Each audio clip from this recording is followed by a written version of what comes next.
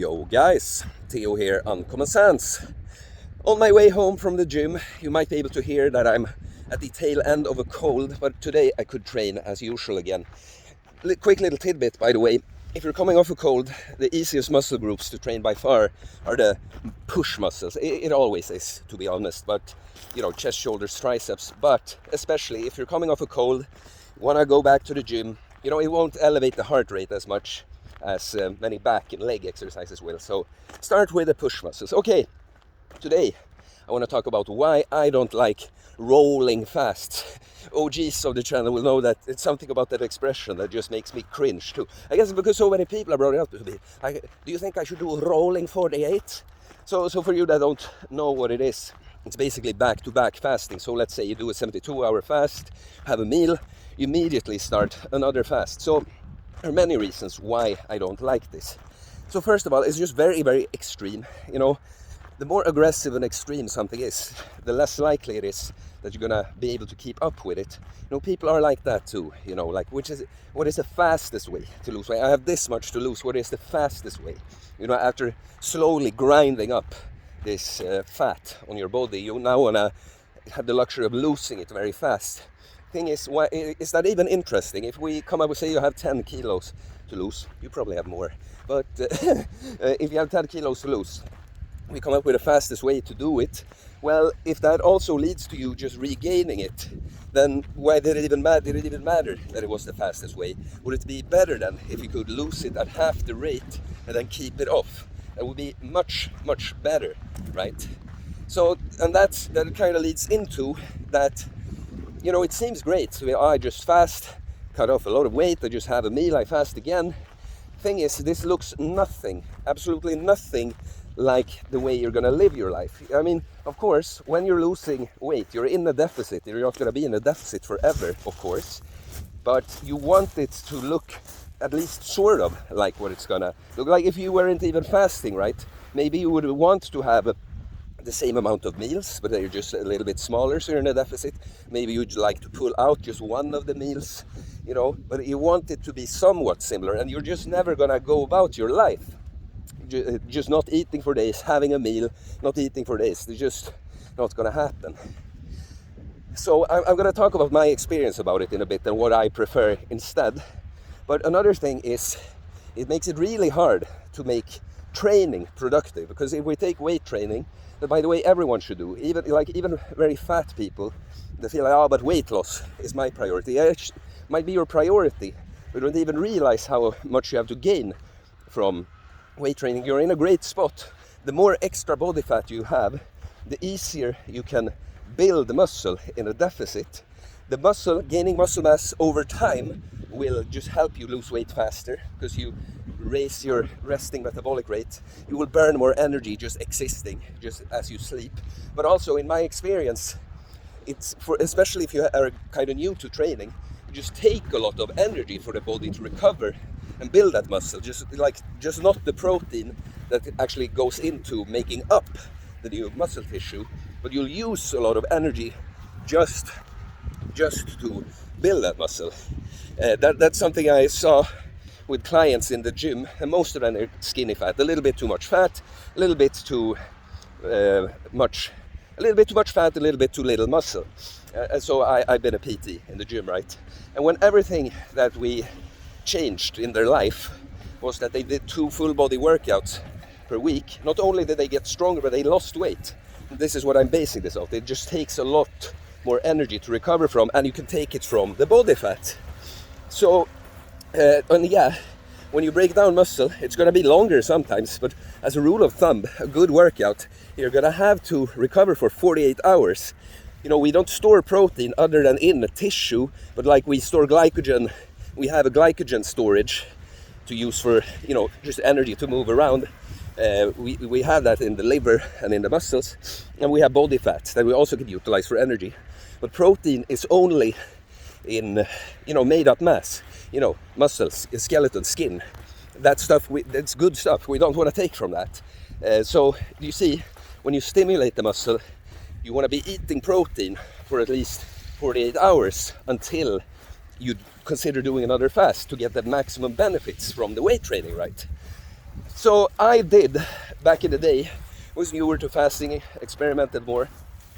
I have one very extreme cut I did with back-to-back fast. I can't quite recall now, but it was something like 72-hour fast, refeed, then a 60-hour fast, refeed, 48-hour fast, refeed, something like this, And yeah, I lost a lot of weight from that, but then I noticed that's the only time I've ever noticed my metabolism slowing down, because it was so extreme. And I thought first it was because I was getting so lean. Now, with my experience now, I know that I can fast pretty much no problem, even when I'm quite lean.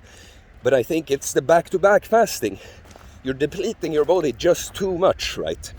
So, what I prefer now for everyone is to leave at least 2 days of eating between the fasts. So you give the body a chance to recover. It's not only calories, it's micronutrients too. Right? Don't overly deplete your body so much. I feel like when you do back-to-back fasting, I feel like you get a similar effect as if you were on a very low calorie deficit for a very long time. The body is just going to shut down a lot of functions. Yeah, I remember I noticed, my energy got much worse, and I started just eating kind of the same that I had been. I started not really losing weight from the fasts anymore, right? So now, what I prefer for everyone is a weekly fast. And my go-to, my kind of standard routine for most people is a 60-hour fast. But the fatter you are, the higher the priority you have for weight loss, the longer the fast can be. I just don't want you to just have the one meal in between, or not even one day. Take at least 2 days of eating your maintenance calories, good food in between. And also, yeah, this is important.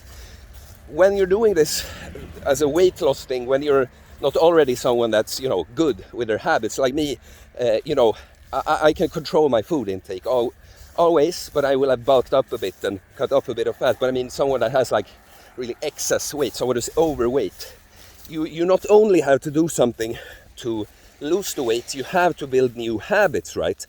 And that's why I like the weekly fast, for instance, so much, because the fast is going to make up a big deficit. You're going to get some great, food addiction reversal effects. Fasting is a great way to resynthesize the dopamine receptors connected to the taste buds, so you both enjoy the taste of whole foods more. You've eaten a lot of junk food, you become like a drug addict, you need that big fix. Regular food that's supposed to taste great is boring to you. It's too little of your drug. But you reverse that, and of course you get better insulin sensitivity, and you're just not gonna get hungry as often. But apart from that, you now have some days when you don't have to eat in a deficit necessarily, and you get to practice just eating like a normal person. So do you see, instead of doing this very aggressive back-to-back fasting that looks nothing like what you're gonna do, you now get the fast, but you also get to practice just eating the way you're supposed to, so that when you're done, you can just take out the fast, go about, your life like you did on the days when you're not fasting. And you can now train, recover well from it, start to fast again. Like I said, then it's just a matter of how overweight are you. That's, I have a lot of people on the weekly 60-hour fast, but I have others on longer. And what I'll say is that I could see, since I saw for myself also, that I could do some back-to-back fasts with decent results for a little bit.